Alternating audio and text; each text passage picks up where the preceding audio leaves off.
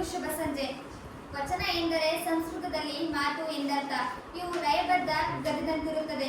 ಹಾಡಿದರೆ ಹಾಡಾಗುವ, ಓದಿದರೆ ಗದ್ಯವಾಗುವ ವಿಶಿಷ್ಟ ಶೈಲಿಯನ್ನು ಹೊಂದಿದೆ. ವಚನಗಳು ಎಂದರೆ ಮೂಢನಂಬಿಕೆಯ ಬಾಹ್ಯ ಆಚರಣೆಗಳನ್ನು ಖಂಡಿಸಿ ಆಂತರಿಕ ಶುದ್ಧತೆಯನ್ನು ಪ್ರತಿಪಾದಿಸುತ್ತದೆ.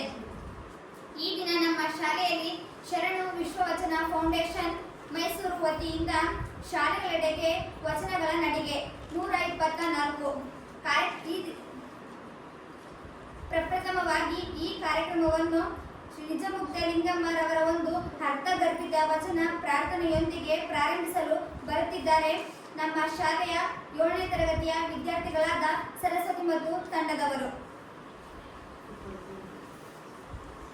ಬಚ್ಚಬರಿಯ ಬೆಳಗ ನೋಡನೊಲ್ಲದೆ ಪಶ್ಚಿಮದ ಕದವ ತೆಗೆದು ಬಚ್ಚಬರಿಯ ಬೆಳಗ ನೋಡಲೊಲ್ಲದೆ ಕತ್ತಲೆಯ